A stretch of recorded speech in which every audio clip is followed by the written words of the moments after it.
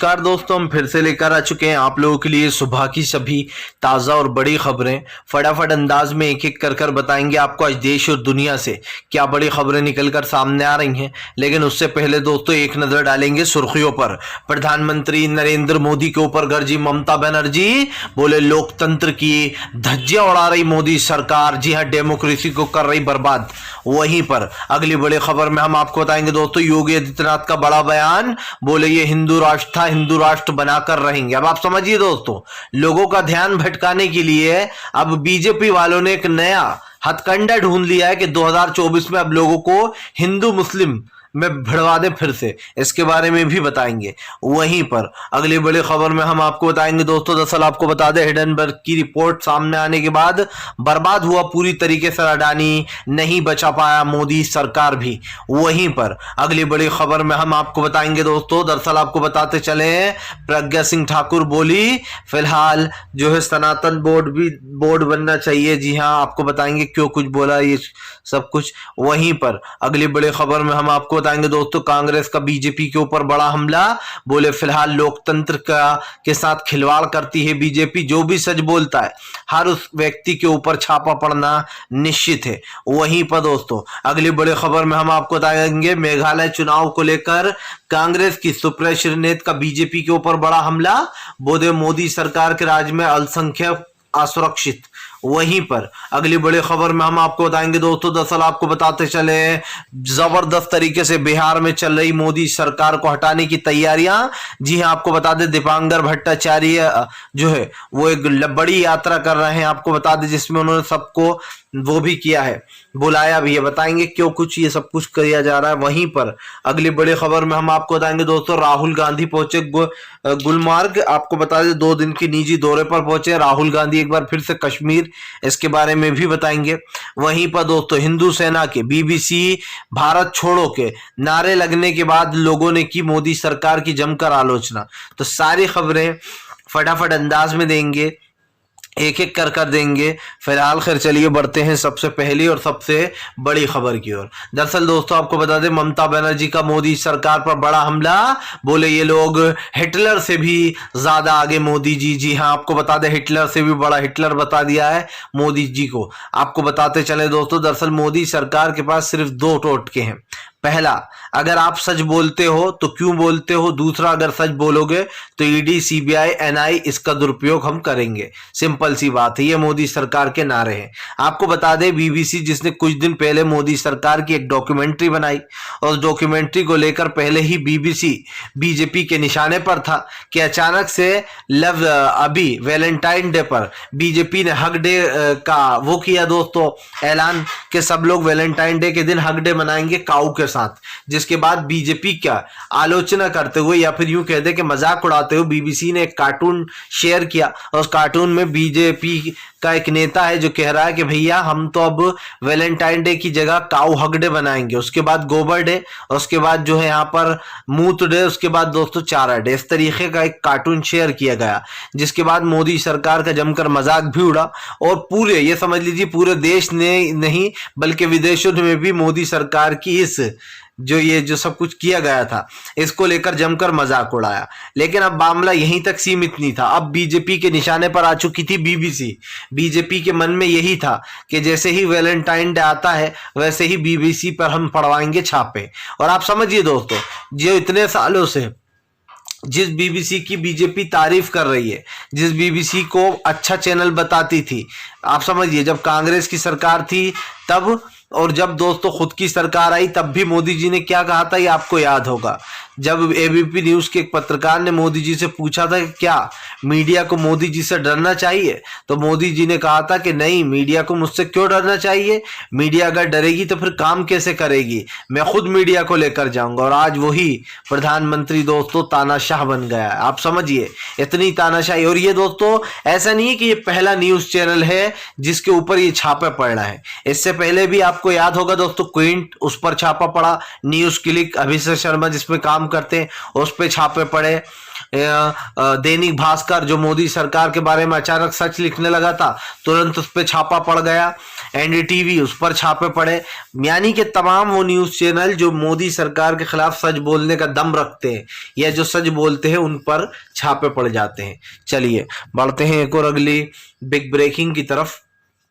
बता दोस्तों अगली जो बड़ी खबर निकल कर आ रही है आपको बताते चले दोस्तों, दरअसल भारतीय जनता पार्टी को लगा एक और बड़ा झटका। जी हाँ, आपको बता दें योगी आदित्यनाथ के बयान पर हुई सियासत तेज हो गई है। आपको बताते चले दोस्तों, दरअसल अब बीजेपी ने 2024 और आने वाले विधानसभा चुनाव के लिए एक नया तरीका निकाला है। अब राम मंदिर अयोध्या वाला मामला तो ठंडा पड़ चुका है, इन्हें लग रहा है, तो क्यों ना अब लोगों को ये जुमला दे दिया जाए कि ये देश अब हिंदू राष्ट्र बनेगा और हम इसको हिंदू राष्ट्र बनाकर रहेंगे। समझ में ये नहीं आता दोस्तों कि ये लोग किसको बेवकूफ बना रहे हैं और क्यों बना रहा है। आप भी जानते हैं कि इतनी ना इनमें दम है ना किसी और में दम है कि वो हमारे देश को, आप समझिए हमारा जो देश है जो सेकुलर कंट्री में आता है ये उसको हिंदू राष्ट्र बना दे। इनमें क्या दोस्तों, इनके किसी में भी दम नहीं है कि ये हिंदू राष्ट्र बना दे, सिंपल सी बात ये है। लेकिन सिर्फ लोगों को बांटने के लिए, नफरत फैलाने के लिए ये मामला शुरू किया है। ये मामला शुरू हुआ है बागेश्वर धाम से। अब दोस्तों आप बागेश्वर को कोई ऐसा वैसा इंसान मत समझना, ये दोस्तों बीजेपी के तुरुप का इक्का समझ के चलिए इसको। आप सब जानते हैं कि बहुत जल्दी मध्य प्रदेश में चुनाव आने वाला है। मध्य प्रदेश के साथ साथ पूरे देश में बागेश्वर धाम को एक तरीके से ये कह सकते हैं कि हम, आपने कभी दोस्तों कैरम में क्वीन देखी होगी, क्वीन की जो गोट होती है उसको हासिल करने की कोशिश करता है इंसान। बस दोस्तों बीजेपी उस क्वीन की तरह ही बागेश्वर को इस्तेमाल कर रही है। सब जानते हैं कि बागेश्वर जो है दोस्तों अपने चमत्कारों के लिए जाना जा रहा है, जिसको लोग बाबा कहते हैं, पर मेरे हिसाब से वो है नहीं, क्योंकि बागेश्वर धाम कहता है कि मेरे पास शक्तियां हैं। अगर शक्तियां होती तो दुनिया को पता चलता। दोस्तों इस दुनिया में ना कोई बाबा, ना कोई पंडित, कोई भी ऐसा इंसान नहीं है जिसके पास पावर हो, जिसके पास दोस्तों ताकत हो, क्योंकि ऐसा इंसान ऊपर वाले ने बनाया ही नहीं। अगर बना देते तो शायद दोस्तों उससे अच्छे काम ज्यादा कम और बुरे काम ज्यादा होते, इसलिए ऊपर वाले ने सबको एक समान बनाया है। ये तो लोगों के दिमाग का फितूर है कि इसके पास ये शक्ति है, उसके पास वो शक्ति है, मैं इस बाबा के पास चला जाता हूँ, मैं इस पंडित के पास चला जाता हूँ, मेरे घर वाला ठीक हो जाएगा। ये सब कुछ ढोंग होता है दोस्तों। और आज के जमाने में अगर आप भी इन चीजों पर विश्वास करते हैं तो आज से ही छोड़ दीजिए। सबसे बड़ी बात यह है कि बीजेपी बागेश्वर को सिर्फ 2024 के लिए निशाना बनाए हुए। बागेश्वर कई दिनों से यज्ञ कर रहा है कि वो भारत को हिंदू राष्ट्र बनाएगा और भारत हिंदू राष्ट्र बनकर रहेगा, जबकि सच्चाई क्या है वो आप भी जानते हो कि भारत कभी हिंदू राष्ट्र नहीं बन सकता। भारत एक सेकुलर कंट्री है जहां पर हिंदू, मुस्लिम, सिख, ईसाई सभी जात धर्म के लोग रहते हैं, और ये कहना कि भारत को हम हिंदू राष्ट्र बनाएंगे ये अपने आप में एक बड़ी बेवकूफी है। चलिए बागेश्वर धाम को तो मैं एक बार छोड़ भी देता हूं। ये कहता है कि मैं किसी पार्टी का नेता नहीं हूं। अगर ये पार्टी का नेता नहीं है दोस्तों तो इससे बीजेपी, चल कांग्रेस के लोग मिलने क्यों जा रहा है, सबसे बड़ी बात यह है। लेकिन बात सिर्फ इतनी सी नहीं है, बात यह है दोस्तों कि बीजेपी बागेश्वर का पूरा इस्तेमाल करना चाहती है। वो इसके जरिए एक ट्रेल छोड़ना चाहती है जिसकी तरफ लोगों की नजर जाए, यानी कि एक सिक्का उछालना चाहती है जिसकी तरफ लोगों की नजर जाए, लोग सोचे कि नहीं यार यही मुद्दा है। अब की बार 2024 में दोस्तों हिंदू राष्ट्र बनने वाला है एक बड़ा मुद्दा। और ये मैं इसलिए कह रहा हूं कि योगी आदित्यनाथ खुद कह रहा है कि मदनी जो है वो पाकिस्तान की धरती का बोझ है और ये भारत हिंदू राष्ट्र था और बनकर रहेगा। आप बताइए, एक अच्छे पद पर बैठा हुआ इंसान, या फिर यूं कहते कि एक बड़े पद पर सीएम, एक राज्य का सीएम अगर ऐसी भाषा बोलेगा बांटने की लोगों को, तो फिर किसी और से उम्मीद ही क्या की जा सकती है। योगी आदित्यनाथ का सपना तो अधूरा ही रह जाएगा, शायद आखिरी दम तक भी। चलिए बढ़ते हैं एक और अगली बिग ब्रेकिंग की तरफ। बता दोस्तों अगली जो बड़ी खबर निकल कर आ रही है आपको बताते चले दोस्तों, हिडनबर्ग की रिपोर्ट के बाद बर्बाद हुआ अडानी, नहीं काम आई देशभक्ति और मोदी भक्ति। दोनों ने मिलकर, मोदी सरकार ने मिलकर किया अडानी का बेड़ा गर्क। दरअसल दोस्तों कहते हैं कि जब आपके किसी एक उंगली में जख्म हो जाता है या फिर नासूर हो जाता है, डॉक्टर कहता है कि इसको काट दो, इसकी वजह से पूरा हाथ बिगड़ जाएगा, तो आप उस उंगली को कटवा देते हो कि कहीं पूरे मेरा हाथ पर वो ना फैल जाए जहर या फिर सड़ ना जाए, क्योंकि पूरी बॉडी को कवर कर लेता है इसके बाद। ऐसे ही दोस्तों मोदी सरकार के लिए अडानी वो एक उंगली है जो अब सड़ चुकी है, जिसको काट के फेंकना बहुत जरूरी हो गया है। और यकीन मानिए, अडानी से मोदी सरकार ने किनारा इसीलिए किया है। आपने देखा कि उत्तर प्रदेश में अभी कितना बड़ा एक सम्मेलन हुआ, जहां पर निवेशकों की लाइन लगी पड़ी थी, उसमें अंबानी भी था। लेकिन इस भारत का सबसे बड़ा उद्योगपति जो दूसरे नंबर पर आ गया था, अचानक से वक्त का ऐसा तमाचा पड़ा कि भैया मोदी सरकार का प्लान भी बिगड़ गया और अडानी बर्बाद भी हो गया। यहां पर दो झटके लगे। सब जानते हैं कि अडानी वो इंसान है जो मोदी सरकार के चुनाव प्रचार में कोई कमी नहीं छोड़ता है। जी, अडानी अंबानी दो ऐसे नाम है दोस्तों जो मोदी सरकार पर पैसा खर्च करते हैं। चुनाव के वक्त करोड़ों रुपए बर्बाद कर दिया जाता है पानी की तरह। ये सारी फंडिंग कहां से होती है? अडानी और अंबानी जैसे लोग करते हैं। अब दोस्तों मोदी सरकार को अडानी से कुछ लेना देना नहीं है। अब अडानी उस सड़ी उंगली की तरह हो गया जिसको काट के फेंक देने में ही समझदारी है। सब जानते हैं कि अडानी वाले मामले में मोदी सरकार घिरी हुई है। इसीलिए इस मुद्दे से लोगों का ध्यान भटकाने के लिए अब हिंदू राष्ट्र वाला शगुफा छोड़ा गया, बीबीसी पर छापे मार दिए गए और ये सारे शगुफे मोदी सरकार का डर बताते हैं। लेकिन दोस्तों हिटलर को भी ऐसा ही लगता था कि मुझे कभी कोई खत्म नहीं कर पाएगा, मुझे कभी कोई नहीं मार पाएगा, मैं हमेशा ऐसे ही तानाशाही करूंगा। लेकिन दोस्तों उस हिटलर ने खुद अपने आप को गोली मार ली थी। आप समझिए, इस देश में दोस्तों जो कहते हैं ना कि कोई एक ऐसा स्टैम्प लगा के नहीं आता कि मैं राजा का बेटा हूं तो मैं हमेशा राजा ही रहूंगा। तू राजा से रंक भी बनेगा, वो समय भी आएगा, ये समय भी है। लेकिन दोस्तों मोदी सरकार को इस बात का घमंड हो गया है कि मुझे अब सत्ता से कोई हटा नहीं पाएगा। मेरी तानाशाही, चुनाव में गड़बड़ियां मुझे हमेशा सत्ता में बरकरार रखेंगी। लेकिन शायद मोदी सरकार ये भूल गए दोस्तों कि राजा रजवाड़ों के पास इतनी बड़ी बड़ी फौजें थी जिसका कोई अंत नहीं है। और दोस्तों उनके पास तो इतनी पावर थी, ना वो किसी कानून को मानते थे, ना कानून दोस्तों उनके लिए कोई मायने रखता था। वो पूरे देश को अपने बाप की जागीर समझते थे। आप समझिए, तब तो कानून का कुछ लेना देना भी नहीं था। जब वो राजा रजवाड़े बर्बाद हो गए दोस्तों, तो इनकी तो कोई बिसात ही नहीं है। मैंने जैसे कि आपसे कहा कि ये जरूरी नहीं है कि तू राजा का बेटा है तो राजा ही बनेगा, तुझे रंग बनना भी पड़ेगा। और ये वही बात है दोस्तों कि मोदी सरकार इस गलत फहमी में है कि मेरी तानाशाही से लोग मुझसे डरेंगे। मैं अगर एक उंगली किसी की तरफ उठाऊंगा तो वो डर कर बैठ जाएगा। लेकिन मोदी सरकार ये नहीं जानते कि जब किसी की तरफ एक उंगली उठाओ तो चार उंगलियां अपनी तरफ होती हैं।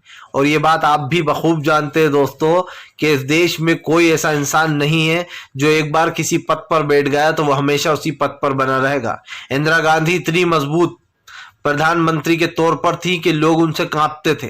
एक दिन में 28 राज्यों की सरकार गिरा देना यह अपने आप में एक बड़ी बात थी। लेकिन दोस्तों इंदिरा गांधी ने भी, आप समझिए, इंदिरा गांधी को भी जो यहाँ पर हार का सामना करना पड़ा था। बड़े से बड़ा राजनेता किसी का भी इतिहास उठाकर देख लीजिए, जिसकी फैन फॉलोइंग हो, उन तक को जो है यहाँ पर पीछा आना पड़ता है। चलिए एक छोटा सा एग्जाम्पल देता हूं दोस्तों। आज जो सुपरस्टार है कल वो सुपरस्टार नहीं रहता।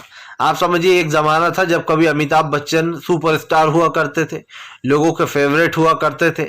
लेकिन धीरे धीरे कर कर जवानी जाती गई, बुढ़ापा आता गया और वो उतर गए लोगों की नजरों से। ऐसा ही दोस्तों जिंदगी का है, वक्त हमेशा एक जैसा नहीं रहता है। और जो लोग हार मान जाते हैं वक्त के सामने, जिन्हें ऐसा लगता है कि नहीं हमेशा मेरा वक्त ऐसा ही रहेगा या फिर हमेशा ये अत्याचार होते रहेंगे, मुझसे देखते नहीं बन रहा, वो लोग बहुत बड़ी गलतफहमी में है। क्योंकि वक्त सबका बदलता है दोस्तों। कहते हैं ना कि हर कुत्ते का दिन आता है, वो कहावत दोस्तों बिल्कुल ठीक है। क्योंकि अभी मुझे कुछ लोग ऐसे दिखाई दे रहे हैं, नाम नहीं लूंगा, लेकिन मुझे कुछ लोग ऐसे दिखाई दे रहे हैं जिनके बुरे दिन चल रहे थे लेकिन अच्छे दिन आ गए हैं। लेकिन अफसोस कि वो अच्छे दिन अब बहुत जल्दी हवा होने वाले हैं। फिलहाल चलिए बढ़ते हैं एक और अगली बिग ब्रेकिंग की तरफ। बता दोस्तों, अगली जो बड़ी खबर निकल कर आ रही है आपको बताते चले दोस्तों। भारतीय जनता पार्टी के ऊपर गरजे पवन खेड़ा, बोले बीजेपी की क्रूरता की हद हो गई है। अब तो बीजेपी ने दोस्तों आप समझिए शर्म करना भी छोड़ दिया है। आपको बता दें बीबीसी पे दोस्तों पड़े छापे को लेकर आज सारे के सारे जो निष्पक्ष पत्रकार हैं वो मोदी सरकार की आलोचना कर रहे हैं। आपको बताते चले दोस्तों, 2013 से पहले बीबीसी मोदी सरकार के लिए बहुत अच्छा चैनल हुआ करता था। इन तमाम मीडियाकारों के लिए बीबीसी बहुत अच्छा चैनल था। लेकिन अचानक से मोदी सरकार की बीबीसी ने आलोचना क्या शुरू कर दी और उसके बाद जैसे बीबीसी बहुत बुरा हो गया। मैंने कुछ दोस्तों थंबनेल देखे न्यूज़ चैनलों के, जो लोग ये थंबनेल बनाते हैं न्यूज़ चैनल वाले, उस पर अजीब और गरीब भाषा लिख रहे हैं।